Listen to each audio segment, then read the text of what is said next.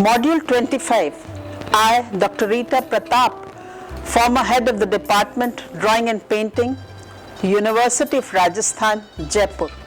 The early Yuan dynasty, its painters Qin Husain, Chao Mengfu, Cao Ko Kung from late 13th to early 14th century. As the Mongol rulers were almost totally indifferent to art, as such, it was a crucial period in the history of Chinese painting. With the fall of the Shung dynasty, the court hierarchy had collapsed and the Imperial Painting Academy was no more. The honored rank of painters in attendance was abolished and the Golden Girdle.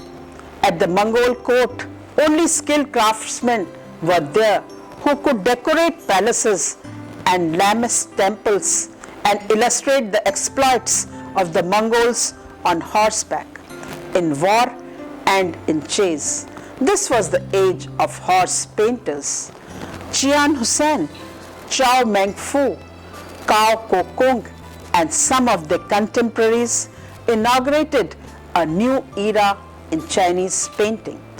The Mongol conquest. Although the Yuan dynasty, which lasted from 1280 to 1368, lasted less than a century, and its Mongol rulers were almost totally indifferent to art. As such, it was a crucial period in the history of Chinese painting.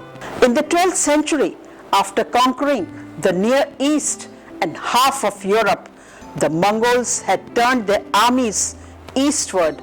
One more in the 13th century. The cities and peoples of Central Asia that resisted them were obliterated. In 1215, their swift cavalry descended upon the Qin Tatars, who had established a dynasty in North China after driving out the Shung emperors.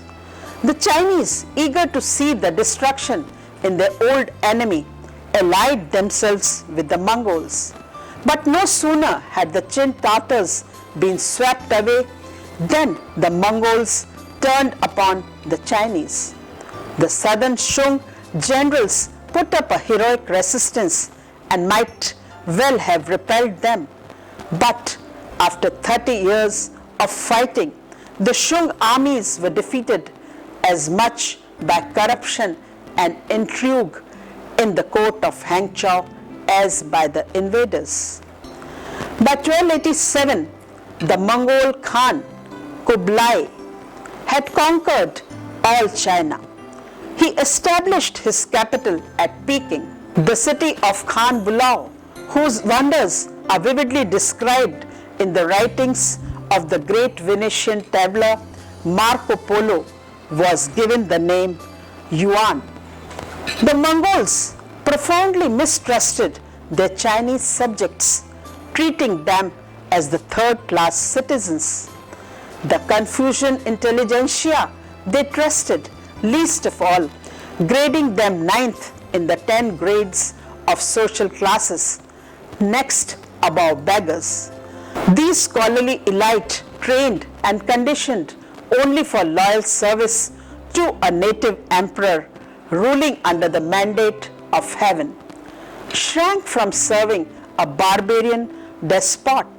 It was better, they felt, to retire altogether from public life, to wait and hope to restoration of a Chinese dynasty. But the Mongol rulers, for all their distrust, badly needed the services of the Chinese intellectuals in the government, and after initial hesitation, made some efforts to attract them to the capital. Those who succumbed to the temptation were condemned by later Chinese scholars as collaborators, whereas those who chose withdrawal and poverty became their heroes. With the fall of the Shung dynasty, the court hierarchy had collapsed and the Imperial Painting Academy was no more. The honored rank of painters in attendance was abolished and the Golden Girdle, the goal of every academician, became no more than a memory. At the Mongol court, the only painters required were skilled craftsmen who could decorate palaces and lamest temples and illustrate the exploits of the Mongols on horseback, in war and in chase. This was the age of horse painters. Among the members of the intelligentsia who were eventually persuaded to enter the service of Kublai Khan were a few painters of great ability. The versatile was Chao Meng Fu, a distant descendant of the first Shung emperor, rose to be the secretary of the Board of War and president of the Hanlin College of Scholars. Zhenjian Fa became vice president of the River Conservation Bureau. The landscapist Cao Ko Kung, president of the Board of Justice. Though high in government service, these men, not professional painters or members of any academy, they were officials who painted in their spare time and thus were considered as in the amateur tradition. The collapse of the Southern Song dynasty had put an end to a long period of slow inner decay. By the end of the dynasty, the academy was already dying.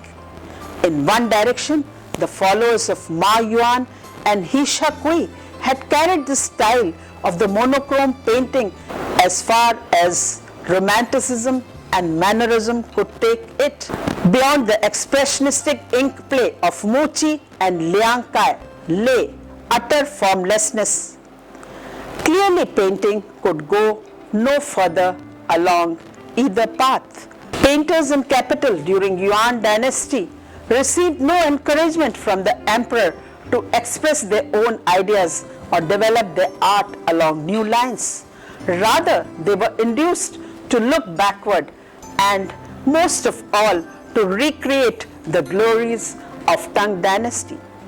When Ming Huang and his mistress Yang Kui Fui had gone riding and hunting in the imperial park, and Han Khan had painted portraits of the emperor's favorite chargers, the foremost of the horse painters of the Yuan dynasty was Zhenjian Fa.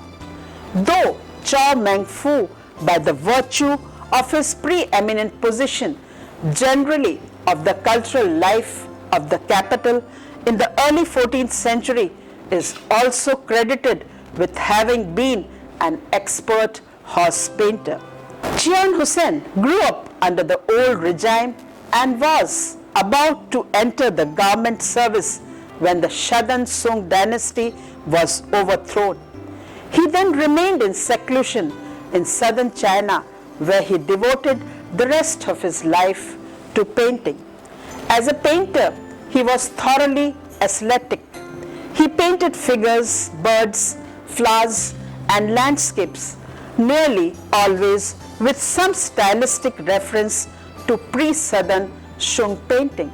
He steeped himself to styles of the past ages. For his figures, he is said to have imitated Li Lung Men. For his birds and flowers, Chao Chiang, while his blue and green landscapes were done after the manner of Chao Po Chu. Thus, like other backward-looking painters of the early Yuan period, Qian Hussein took as his models the vigorous and colorful styles of Northern Shung dynasty and earlier. He would have nothing to do with the romantic ink painting of the Southern Shung Academy, which he thought mannered and effete. A hand scroll illustrating one of Qin's painting, Yang Kui mounting a horse. It is a section of a hand scroll, ink and color on papers, belonging to late 13th century and at present in the Freer Gallery of Art, Washington, D.C. This illustrates a riding excursion with Ming Huang. Another version of this composition, attributed to the 10th century court painter Chao Wen Chao has recently been discovered in China. It is possible that both are based on a lost design by Han Khan, the famous horse painter of Tang dynasty. The Chian Hussein scroll is an exquisite, cool and passionless commentary on a style of painting that had been forgotten for centuries, a nostalgic reminder of the time long past when China had been proud, prosperous and independent.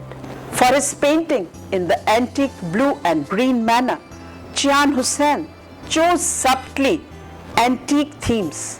One of them represents Wang Hishi gazing at her geese. This is a section of a hand scroll, ink and colors on paper, and at present in the Wang collection, New York. Wang Hishi, the supreme master of the grass or cursive script, gazing at swimming geese from a lakeside pavilion. The drawing of rocks and trees, the decorative use of heavy color and flatness of design refer to Tang painting. His other titled painting on birds and flowers are Sparrow on an Apple Branch. This is a 13th century painting and at present in the collection of NJ University Art Museum, Princeton. Flowers is also an album leaf belonging to 13th century and at present in the Freer Gallery of Art, Washington, D.C. The second master, often called a traditionalist, is Chao Meng Fu.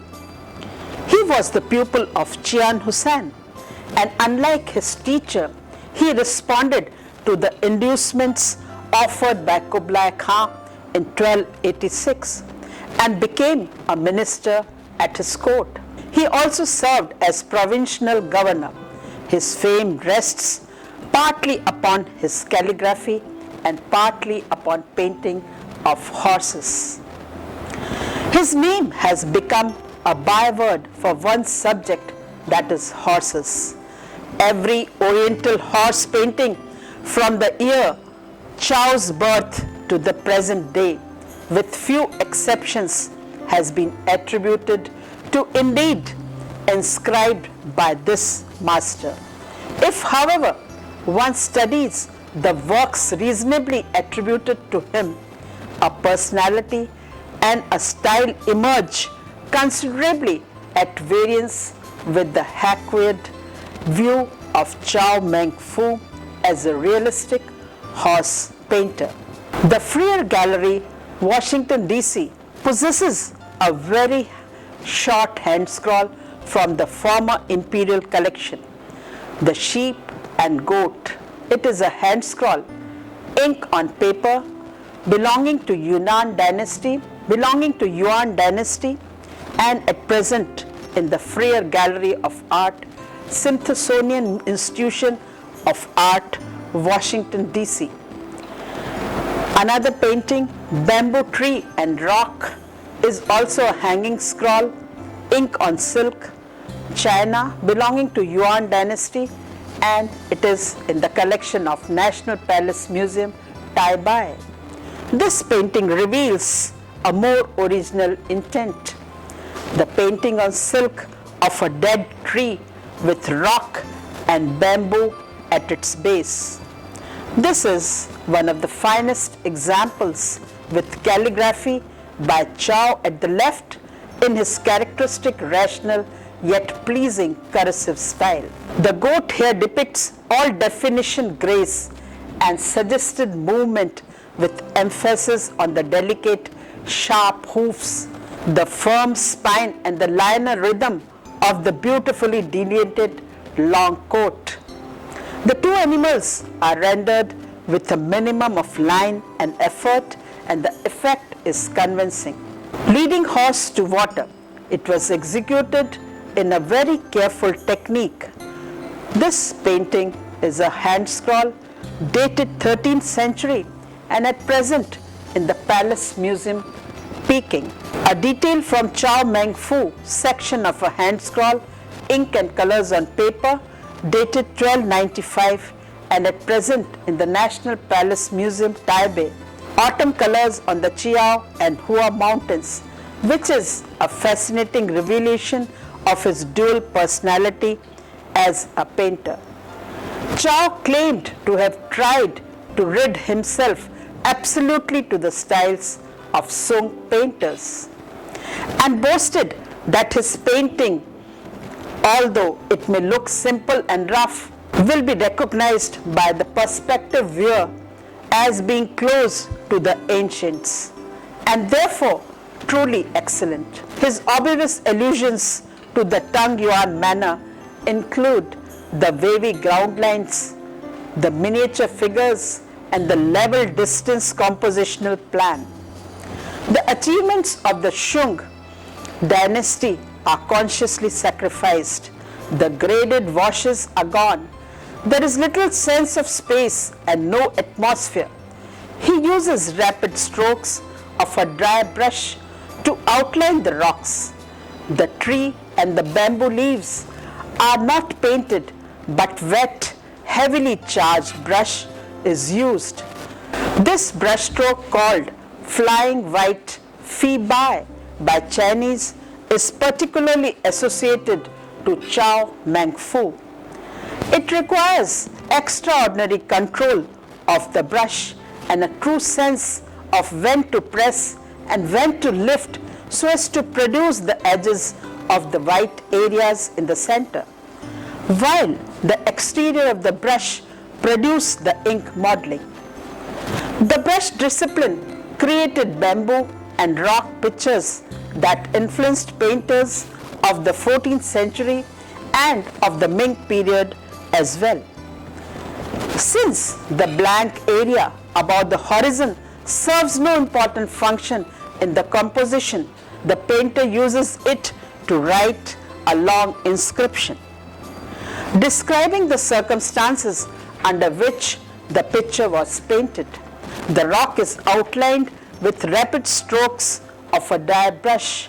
The bamboo leaves are not painted in the careful traditional style, but rapidly using a wet, heavily charged brush in an attempt to catch the warm, humid dampness of the plant. Bamboo Tree and Rock by Chao Meng Fu.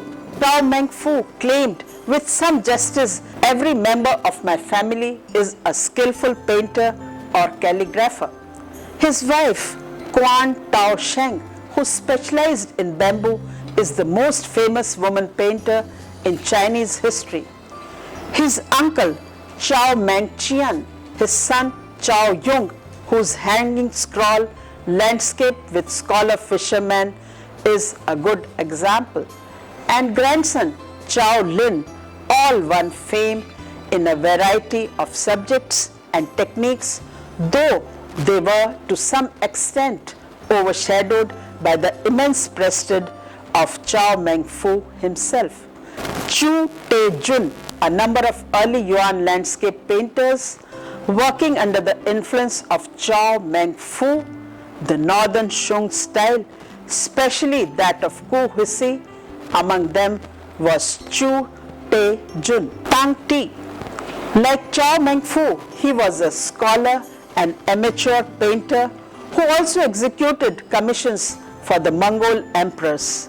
In his large fisherman returning along a frosty bank, has combined elements of Ku Huisi in the withing trees and crab's claw branches and the modeling of rocks in wet ink washes with a minute archaist precision in the drawing of leaves and human figures.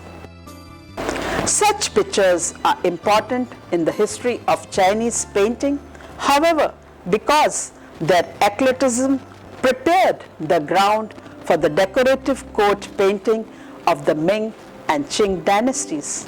Tosu Chi Po and Sheng Mao among the artists who lived and worked in the Yuan capital.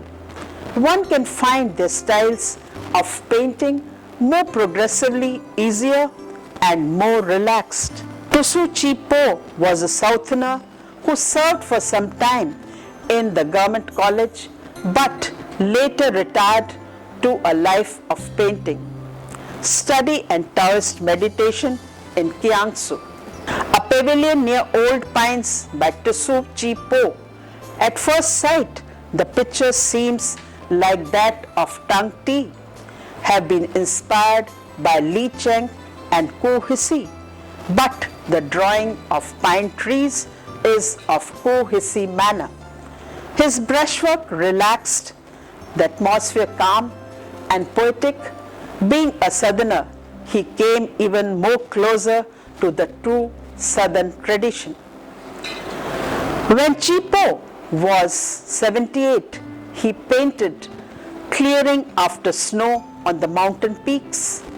This is a hanging scroll dated 1350 and at present in the National Palace Museum, Taichung, Taiwan. His friend Huang Kongwang wrote that his brushwork and ideas have an antique blandness inheriting the atmosphere of Wang Wei. Sheng Mao was active from 1330 to 1360. Sheng Mao's teacher was the son of an official in the Southern Shung Academy at Hangzhou. His choice of silk rather than paper, careful grading of ink tones, and the sharp-edged distant mountains all show the influence of Ma Yuan, and Sheng Mao's great popularity in his lifetime lay precisely in his successful blend of the techniques of academic and literary schools. He held the position of president of the Board of Justice. Cao Ko Kung, under the Mongols, Cao Ko Kung had a distinguished career, but as a painter, he inherited the style and spirit of the Shung literati. Although it is difficult to separate his works from those of his followers and imitators, it appears that his ink landscapes, he was above all a disciple of Mi Fu. Verdant peaks above the clouds. This is a hanging scroll dated 1299 and at present in the National Palace Museum, Taichung, Taiwan. This painting, attributed to Kung, has a monumental design and relaxed brushwork reminiscent of Tung Yuan. The flat dots outlining the distant hills are a tribute to Mi Fu, and rather careful disposition of trees in the foreground hints at the scholarly interest in archaic styles that he and Mi Fu had in common. The Palace Museum, Taiwan contains a number of this kind of paintings that are attributed to Cao Ko Kung. Green hills and white clouds. This is a section of a hand scroll, ink and colors on silk, Palace Museum collection, Taichung, Taiwan. This painting is the product of an attempt to create out of a mixture of old styles and sheer originality, something which satisfied both the artist's taste and the expressive need of the present. Misty groves of trees, naively drawn cottages, and river banks are adopted closely from the works of late northern Shung painter Chao Ling Jiang, while the drawing of the hills and of the archaic hard-edged clouds drifting among them refers more distantly to the styles of Tung Yuan and Mi Fu, who Cao is said to have imitated. Thus, Chian Hussein, Chao Meng Fu, and Cao Ko Kung, with some of their contemporaries, inaugurated a new era in Chinese painting.